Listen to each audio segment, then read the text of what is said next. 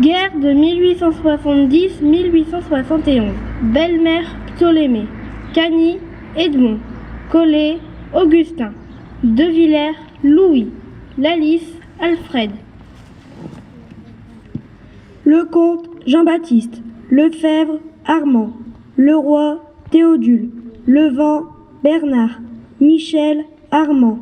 Wallet Eugène. Guerre de 1918-1914. Baudouin Camille. Bégard Abel. Bélier Roland. Belmont Ernest. Boniface François. Broyer Jules. Caillé Arthur. Caillé Auguste. Canfin Ernest. Canfin Léon. Cagny Arthur. Cagny Eugène. Choqui Joseph. Cornet Kléber. Daillé Eugène. Daucher Léon. Delaforge Gaëtan. d'Espagne Arthur. d'Espagne Ernest. Dolé Théodule. Dorémus Albert. Drouard Georges. Ducamp Martial. Duchâtel Alphonse. Duchâtel Léon. Duflot François. Duflot Kléber. Dupas Octave. Gabreau Georges. Galliègue Émile. Guillemot Gustave. Guisambert Gustave. Guisambert Louis. Alu Georges. Alu Lucien. Lalice Ernest. Laurent Joseph. Lecoq Ernest. Lecoq Fernand. Lecoq Lucien. Lecoq Marcel. Lemoine Kléber.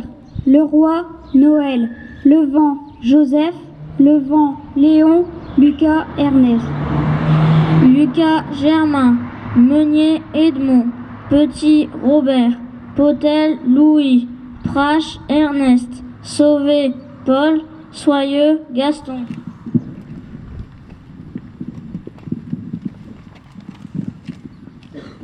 Tillieux Émile. Tordeux Lucien. Toscano Jules. Varé Arthur.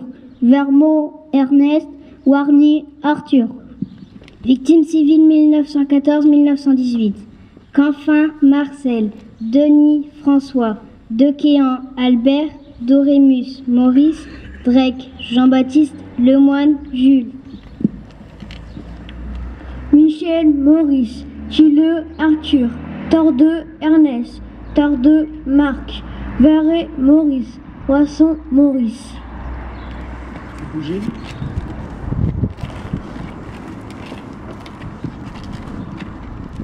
Je vais vous lire quelques extraits de lettres de Poilu. Le départ pour la guerre. 10 août 1914. Hier, durant tout le trajet, les populations pressées au passage à niveau et aux gares n'ont cessé de nous acclamer. Les femmes envoyant des baisers, les hommes reprenant avec nous la Marseillaise et le chant du départ. Pourquoi faut-il qu'une angoisse sourde m'étreigne le cœur?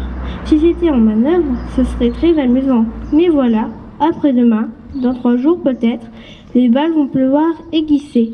Si j'allais ne pas revenir, oh, que m'est-il réservé? On a repris 3 tranchées. Entre les lignes, il y a encore des morts beaucoup. Ah papa, j'ai vu ce que c'était la guerre. Dans mon escouade, 3 blessés, un une balle au front, les 2 autres, des éclats d'obus. Quand on était arrivés, on a attendu la nuit au bord du canal et les Boches nous ont envoyé des fusils de 77. C'est là qu'il y a eu des blessés et quelques morts. De la chance. J'ai eu une veine.